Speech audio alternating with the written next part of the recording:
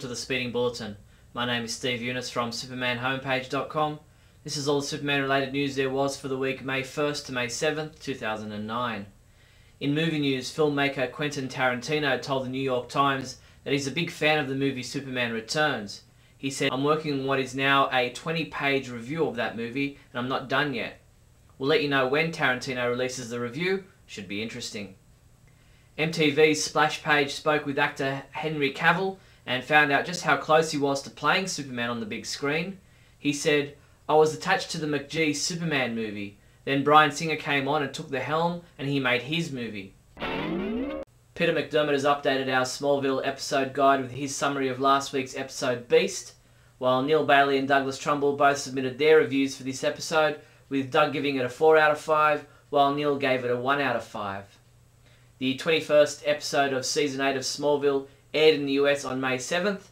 Titled Injustice, this episode saw Chloe ask Clark to kill Davis when she realises she's unable to control him. Look for our episode summary and review in the next few days. E-Online's Spoiler Chat had some interesting details regarding which villains and heroes we'll be seeing in the 9th season of Smallville. One hero you won't see stopping by is Batman. Though the producers really want to have him on the show, Kelly Souders says there's still trouble with the franchise crossovers. EW's Michael Osiello gave some more clues regarding who will die in the Smallville Season 8 finale. He said, "I can confirm that there is a twist, but it doesn't involve anyone coming back to life." EW's Michael Osiello also gave us the first look at the official trailer for Doomsday, the Season 8 finale of Smallville. This episode is scheduled to air in the US on Thursday, May 14th on the CW, and looks like one finale you won't want to miss out on. In comic book news, comicbookresources.com caught up with artist Andrew Robinson to talk to him about his work painting covers for the DC Universe. When asked about trying to make the covers on Action Comics and Superman reflect the stories inside, he said, "I talked with James Robinson and Greg Rucka, but the hard part is that I'm trying to get covers done in time for a solicitation, while sometimes the stories aren't quite yet finished." Be warned, there are some huge spoilers in this next news item, so close your eyes if you don't want to see who will be appearing in the upcoming Adventure Comics title. Okay, for those with their eyes still open, the DC Universe The Source blog gave fans a first look at some pages for the upcoming Adventure Comics title, set to receive release in August 2009. Okay, you can open your eyes now. The DC Universe The Source blog also revealed that Julian Lopez will be the new artist on Action Comics, starting with issue 880. Visit the DC Universe The Source blog to check out all 3 Action Comics sketches from Julian Lopez. Comic books we reviewed this week included Superman 687, which was reviewed by Neal Bailey, who rated it a 3 out of 5, saying, "Generally enjoyable as a read, but when you start to look at it, it begs the trade." Barry Fryman reviewed Final Crisis Legion of Three Worlds number 4, saying, "Somewhat less exciting because nothing could live up to a 3-month wait," and he gave it a 4 out of 5 rating. Superman Batman number 59 was reviewed by Michael Bailey, who said, "Overall this was a weak ending to a rather good story," and he gave it a 3 out of 5. Trinity number 48 was reviewed by Neil, Jeffrey and Barry, with all 3 reviewers giving the main story a 1 out of 5 rating. And James Lance reviewed Superman 238 from June 1971, which featured the Menace at 1000 Degrees story, which he rated a 5 out of 5.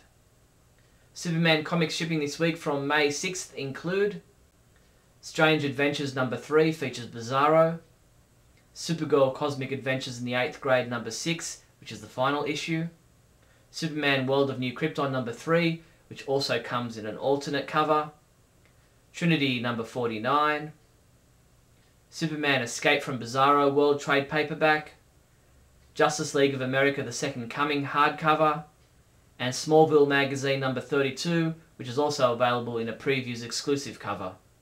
The Superman homepage Super Trivia quiz has been updated for another month. The 3 questions we're asking you this month are, according to Perry White in Superman the movie, what does Clark Kent have bags of? In the Emperor Joker comic book story, who was responsible for the Joker having untold power? And in the Death of Superman comic book saga, what animal does Doomsday kill first? If you think you know the answer to all 3 questions, come by the site now and submit your entry.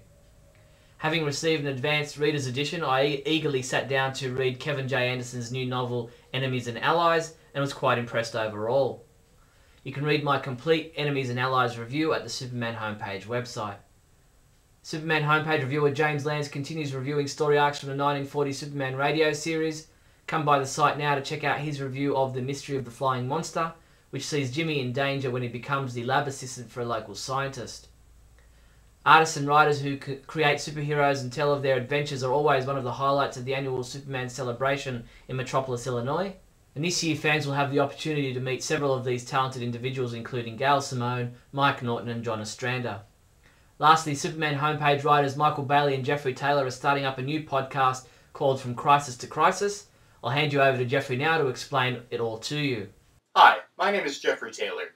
Fellow Superman homepage reviewer Michael Bailey and I invite you to join us for a new weekly feature right here at the Superman homepage, From Crisis to Crisis, a Superman podcast. We'll be discussing our favorite era of the Superman comic books, from Crisis on Infinite Earths in 1986 to Infinite Crisis in 2006. If you don't own those comics or haven't read them in a long time, fear not, we got you covered. It's part review, part commentary, part index, all podcast. Back to you, Steve. Thanks, Jeffrey. So look for the From Crisis to Crisis podcast at the Superman homepage starting May 14th. That's all the Superman-related news there was for the week May 1st to May 7th. I'm Steve Younis from supermanhomepage.com.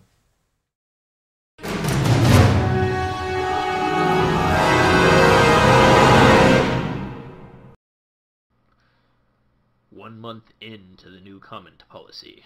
My grievous new comment policy. I have decided to step back from comments.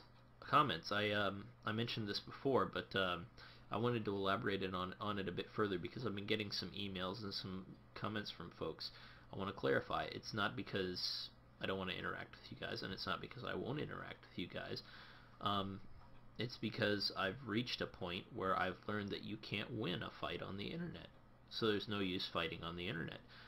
And I've also gotten to the point of where I used to believe that if you lead by example and if you try and show people the way to conduct themselves in a debate, they would catch on, or that people would use logic or varying things like that, and it just hasn't happened. I still get people saying, Neal, look at this comment. It says this. Don't you have an opinion on that? And I've kind of developed this blank space, this kind of blind spot on the internet.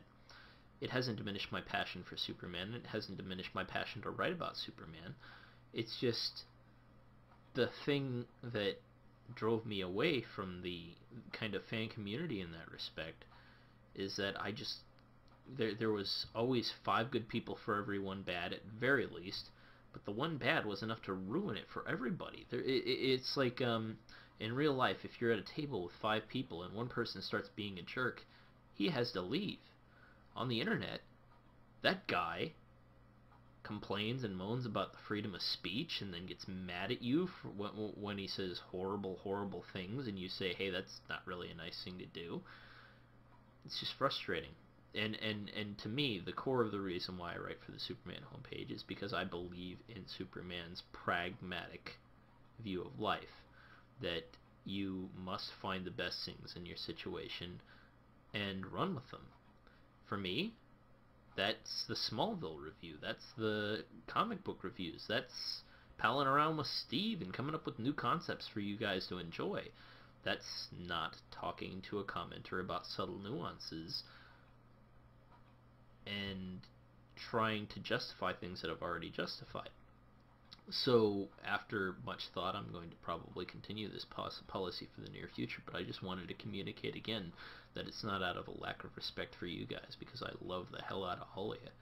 It's that, in order to do what I do, if you enjoy it, I have to keep my sanity. So thank you for helping me do that.